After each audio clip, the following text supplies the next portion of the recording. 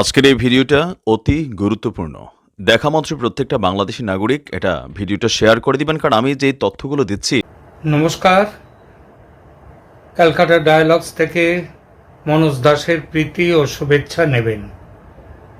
বাংলাদেশ সেনাবাহিনীর 2 brigadier general, একজন colonel, একজন লেফটেন্যান্ট কর্নেল এবং একজন মেজর, মোট 5 জন আর্মি অফিসার গৃহবন্দী হয়ে ঢাকা ক্যান্টনমেন্টে আছেন সেই 5 এপ্রিল রাত থেকে।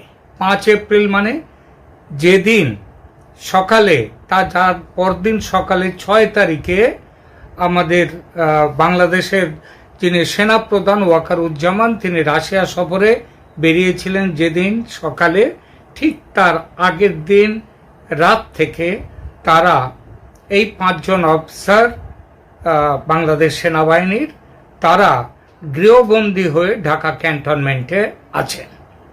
এই খবরটি প্রকাশ্যে নিয়ে আসে বাংলাদেশের কোনো সংবাদ মাধ্যম নয়। এই খবরটি প্রকাশ্যে নিয়ে আসে ভারতের সামান্য কয়েকটি গণমাধ্যম, যার মধ্যে অন্যতম ছিল আমার এই চ্যানেল ক্যালকাটা ডায়ালগস। গতকাল এই বিষয়ে প্রতিবেদন আমার এই ইউটিউব চ্যানেলে দিয়েছিলাম।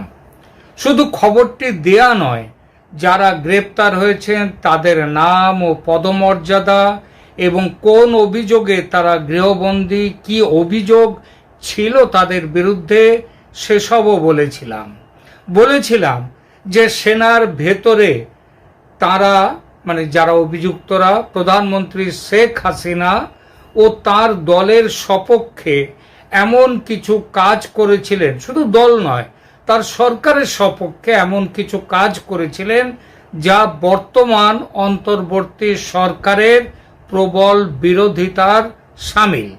সেই কারণেই তারা গ্রেপ্তার হয়েছেন এবং এই গ্রেপ্তারির অনুমতি দিয়েছিলেন স্বয়ং সেনাপ্রধান ওয়াকারুজ্জামান।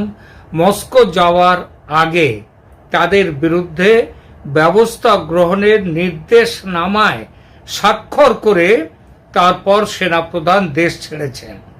আমাদের খবরের সত্যতা নিয়ে প্রবল প্রশ্ন তুলেছিল বাংলাদেশের মিডিয়া। ভারতীয় মিডিয়ার অপপ্রচার তুঙ্গে এটাই ছিল বাংলাদেশি মিডিয়ার অভিযোগ।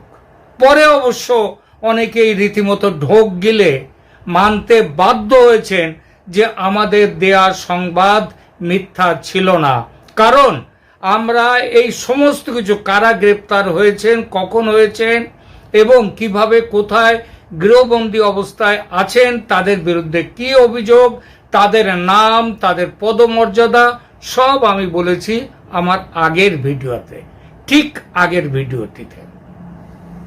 তো আমাদের দেয়া সংবাদ তাতেই প্রমাণ হয় যে আমাদের দেয়া সংবাদ মিথ্যা ছিল না। তবে এই ব্যাপারটা আদৌ গুরুতর কিছু নয়, সামান্য শৃঙ্খলা ভঙ্গজনিত অপরাধগোচের কিছু ব্যাপার, তাই কোর্ট মার্শাল হবে, এটাই তাদের বক্তব্য, এটাই বাংলাদেশি মিডিয়ার বক্তব্য ছিল। আমার প্রতিবেদনটা বেরোবার পর বাংলাদেশের সামাজিক মাধ্যম এক সুরে বলেছিল যে তিলকে তাল করা হয়েছে। কিন্তু যে প্রশ্নগুলো আমি তুলেছিলাম বিষয়টি নিয়ে, তার গ্রহণযোগ্য কোনো ব্যাখ্যা কেউ কিন্তু দিতে পারেননি। প্রথমত, নির্দিষ্ট 5 অফিসারদের বিরুদ্ধে যে ব্যবস্থা গ্রহণ হয়েছে, অর্থাৎ তাদের যে গৃহবন্দী রাখা হয়েছে, সেটা সামরিক ও বেসামরিক কর্তৃপক্ষ মোটামুটি মেনে নিয়েছে। এই অফিসাররা যে সেনাবাহিনীর মধ্যে মতাদর্শগত বিচারে আওয়ামী লীগপন্থী, সেটা নিয়েও কোনো প্রশ্ন কেউ তুলতে পারেননি। তাদের বিরুদ্ধে যে অভিযোগ তোলা হয়েছিল সেগুলোও যে অমূলক, একথাও বলছে না কেউ। এগুলো মেনে নিয়েও বলা হচ্ছে এই ব্যাপারগুলো, অভিযোগগুলো নাকি ছোটখাটো ব্যাপার, এর পেছনে সেনাপ্রধানের ভূমিকা বড় করে দেখাটা নাকি বাড়াবাড়ি। কিন্তু সত্যি কি তাই? দেখুন, বাংলাদেশ সেনাবাহিনী যে পাকিস্তান বা জামাতপন্থী বিএনপি পন্থী, আওয়ামী লীগ পন্থী ইত্যাদি, আরও দু এক পন্থী হতেই পারে ইত্যাদি, নানান ভাগে বিভক্ত, এটা কোনো গোপন কথা নয়। সেনাপ্রধানের সঙ্গে পাকিস্তানি আইএসআই এর গভীর সম্পর্ক নিয়ে সন্দেহ কিন্তু খুব চওড়া হয়েছিল গত বছরের তথাকথিত গণ অভ্যুত্থানে শেখ হাসিনার পতনের পর। তখন চতুর্দিকে এই কথাটাই রটেছিল, এই কথাটাই সবাই জেনেছিল এবং এই কথাটা উঠেছিল যে এই যে আমাদের বাংলাদেশের সেনাপ্রধান ওয়াকারুজ্জামান, তিনি ঘোর আইএসআই এর সঙ্গে তার গভীর যোগাযোগ ছিল। আইএসআই এর সঙ্গে গভীর সম্পর্ক নিয়ে সন্দেহ খুব চওড়া হয়েছিল গত বছরের তথাকথিত গণ অভ্যুত্থানে শেখ হাসিনার পতনের পর। তারপর ক্রমে ক্রমে ইউনূসের সঙ্গে সম্পর্কের ফাটল দৃশ্যত বড় হয়েছে এই সেনাপ্রধানের, এবং তার ফলে মানুষের ধারণা হয় সেনাপ্রধান সরে আসছেন তার ওই জামাতি অবস্থান থেকে। এই ধারণা আবার দৃঢ় হয় গত ফেব্রুয়ারিতে, যখন আমাদের সেনাপ্রধান তার ওই কাদা ছোড়াছুড়ি না করার হুঁশিয়ারিটি দিলেন। ভারতের সেনাপ্রধানের সঙ্গে তার যে নিয়মিত যোগাযোগ, সেসব খবর বাইরে আসার পর মানুষ মনে করছিল ওয়াকারুজ্জামান বোধহয় এই সরকারের পতন ঘটিয়ে, এই অবৈধ সরকারের, ইউনূস সরকারের পতন ঘটিয়ে দেশে গণতন্ত্র প্রতিষ্ঠার ব্যাপারে সিরিয়াসলি কিছু ভাবছেন এবং করছেন। তাই তিনি সার্জিস আলম আর হাসনাত আবদুল্লাহকে নিজের বাসভবনে ডেকে আওয়ামী লীগকে নিয়ে ভোট করার কথা বলেছেন মার্চের 10 তারিখে। পরের ঘটনা কোন পথে গিয়েছে সেসব তো খুব পুরনো হয়ে যায়নি, তাই আর সেগুলো বলবো না, কারণ সেগুলো পাবলিকের দিব্যি মনে আছে।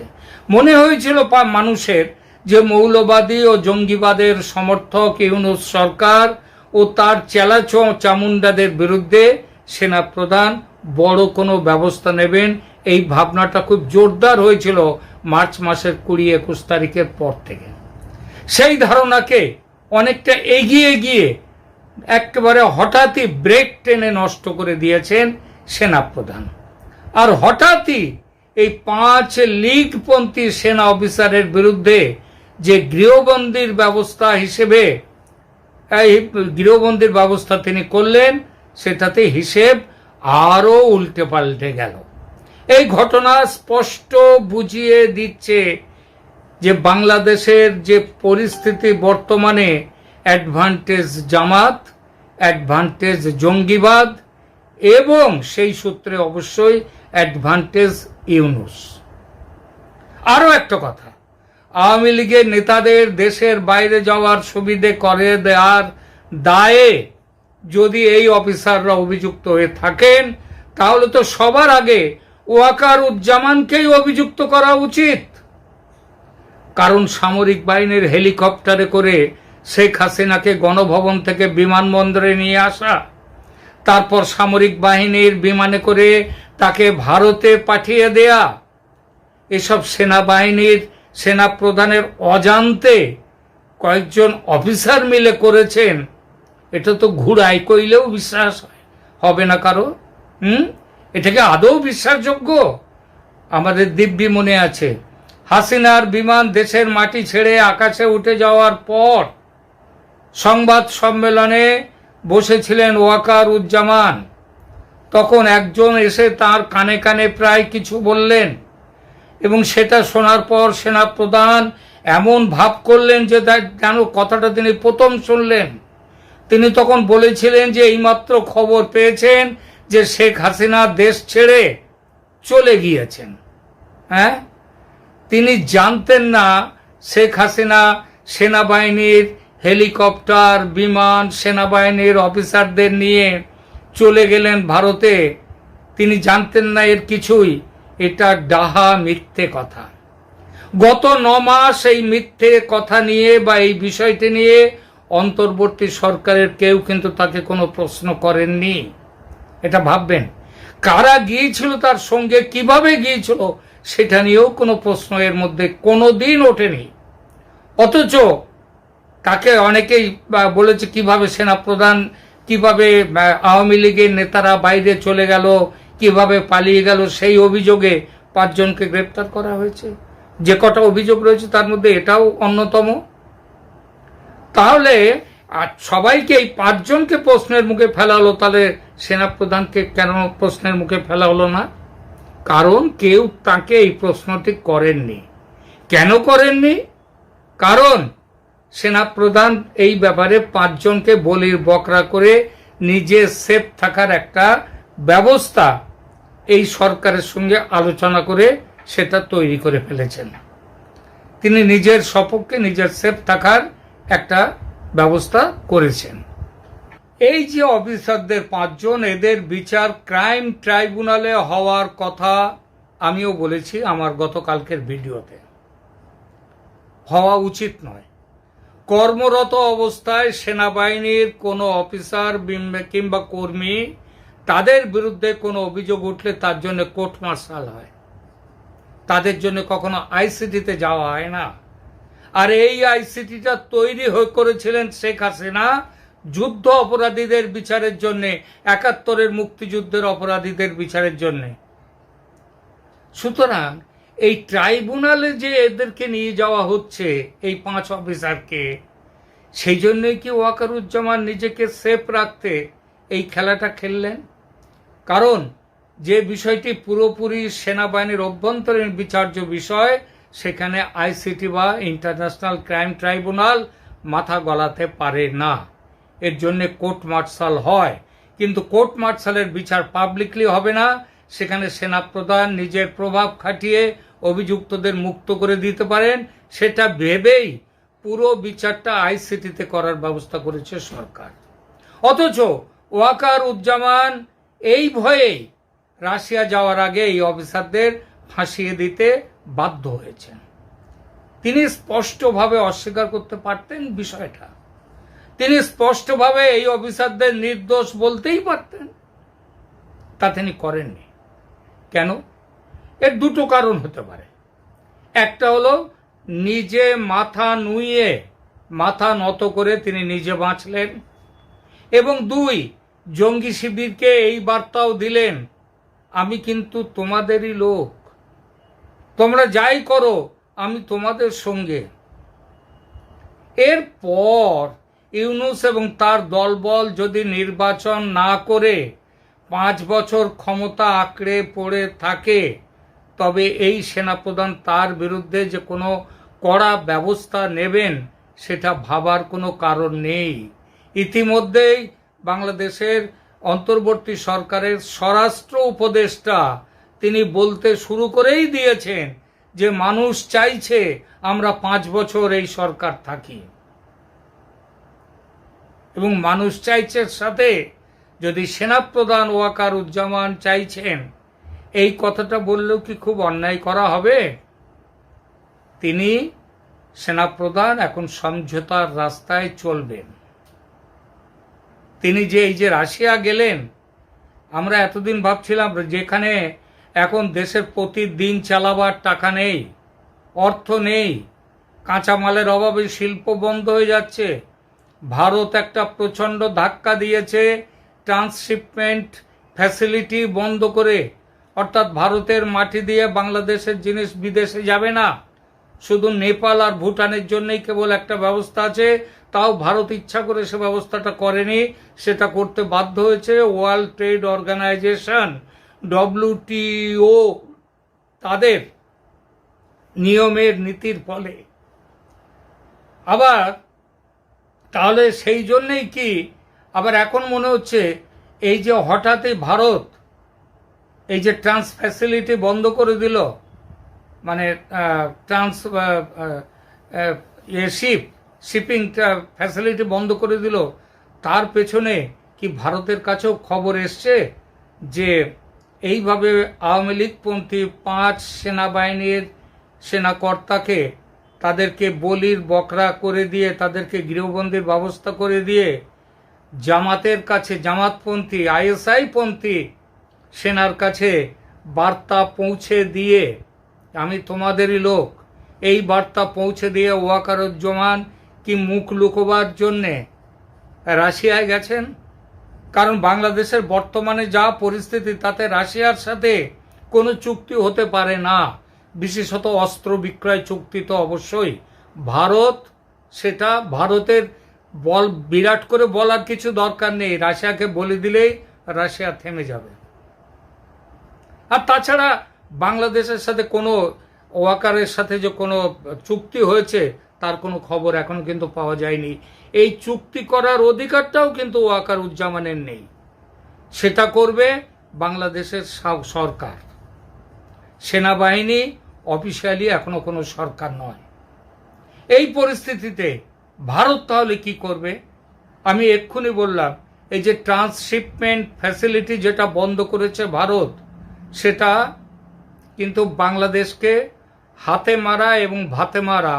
হাতে মারার জন্য তো হাসিমারার বিমানবন্দরে কি ব্যবস্থা হয়েছে ফ্যাসিলিটিতে ভারতীয় সেনার, সেটা আপনারা জানেন। MiG-29, রাফাল সব এসে গেছে, S-400 গুছিয়ে রাখা হয়েছে, হাওয়াইজার বিমান এসে গেছে, সব কিছুই সেখানে যেভাবে তৈরি হয়েছে, এইভাবে তৈরিটা পাকিস্তান সীমান্তে পর্যন্ত ভারত করেনি। আম্বালাতে, যেটা হাসিমারা এবং ওই ওখানে হচ্ছে আমাদের চিকেন নেকের আশেপাশ জুড়ে। সুতরাং ভারতের কাছে খবর এসেছে, এটা নির্ঘাত। ভারত জেনেছে ওয়াকারুজ্জামানের এই যে খেলাগুলো, এগুলো বুঝে গেছে। এই পরিস্থিতিতে ভারত তাহলে কি করবে? এই ব্যাপারে ভারতের দায়িত্বপ্রাপ্ত হয়েছেন, আপনারা সবাই জানেন, অজিত ডোভাল। পুরো প্ল্যান সাজাচ্ছে অজিত ডোভাল। এর আগে অজিত ডোভালের প্ল্যান এর মধ্যে ছিলেন আমাদের Wakaruzzaman. Plan B, plan C এর পর আছে। যুদ্ধটা কিন্তু এই প্ল্যানের মধ্যে এতেও নেই, বিতেও নেই। সিতে আছে কিনা জানি না, তারপরে কখনো থাকতে পারে, কিন্তু ভারত এই মুহূর্তে সরাসরি যুদ্ধের পক্ষে নয়। তাহলে ভারতের এই প্ল্যান বি কি? সেই প্ল্যান বি, সেটা নিয়ে দু একদিনের মধ্যে আপনাদের সামনে আবার হাজির হব। আজকে এই মুহূর্তে আপনাদের সে বিষয়ে আমি বলছি না। আরও একটু থিতিয়ে যাক এই উত্তেজনাকর পরিস্থিতিটা, তারপরে আপনাদেরকে জানাবো যে আগামী দিনে খুব শিগগির কি হতে চলেছে। এখনকার মতো এখানেই রাখছি, ভালো থাকবেন, ধন্যবাদ।